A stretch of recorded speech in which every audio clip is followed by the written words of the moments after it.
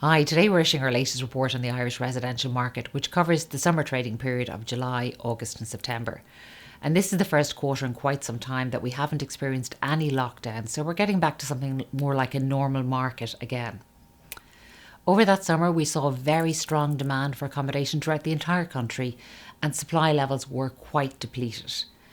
Our analysis of stock in July showed that there was just 17,100 units available for sale in the second-hand market throughout the entire country.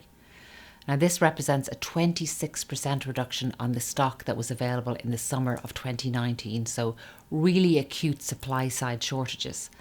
And what's probably really important to note is that shortage was even more profound outside of Dublin rather than within the Dublin market. So we're seeing quite depleted stocks in much of rural Ireland, and there is a strong correlation between that fact and the upward pressure on prices that we're seeing throughout the entire country. During the summer period, average values in Ireland rose by about 2.5%, bringing the total capital value growth in the first 9 months to just over 7%. Average values in Dublin rose by about 2% in the quarter and 5% in the 9-month period. But outside of Dublin, we saw average values rising by about 3% in the third quarter and 10% in the first 9 months. So there's still that really strong correlation between low stock and high price inflation. If we look at activity levels overall, and if you exclude block sales and the purchases of properties for social housing, so just look at the private market, there were about 24,300 transactions in the first half of the year. This is the latest information that we have from the Property Price Register, and it does show that we're back to more normalised levels of activity. If you dissect that for new and second hand, the new homes market really hasn't come back to its full level of activity that it would have enjoyed before the pandemic impacted. However, the second-hand market is enjoying that uptick in activity. So if you compare second-hand transactions in the first half of this year to last year, they're up about 30%.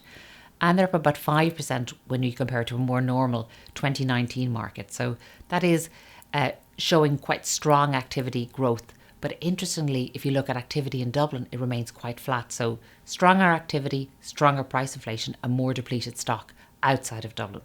If you look at who's buying and who's selling the properties, about 78% of the purchasers through Sherry Fitzgerald were owner-occupiers. So good, strong owner-occupier demand, and about half of them were first-time buyers. So good demand from all sectors of that owner-occupier market. Investors represent quite a small proportion of our purchasers, about 14% in the first 9 months of the year. But unfortunately, 30% of our vendors were selling their investment property. So we continue to see this exodus of investors from the rental sector. Now, the impact of that on the market was somewhat less visible in the last 12 months as people worked from home, the demand for rental accommodation was a little bit more subdued, and we saw an uptick in stock as accommodation that had been offered in the tourist sector was brought back into the long-term let sector. But now, as the market reopens, as the economy reopens, as people come back to work in offices, we are seeing that increased demand for private rental accommodation. We're seeing increased demand for student accommodation, and the stock is simply not there to meet that demand. So I think we're really seeing that very significant pressure on the rental sector in the third and indeed the fourth quarter of this year. When you look to the overall market, what can we expect from the end of this year and into next year? First of all, demand is going to remain strong. The economy is recovering. We're seeing an uptick in demand for all types of accommodation throughout the country. New home supply levels will improve, particularly as we move into 2022.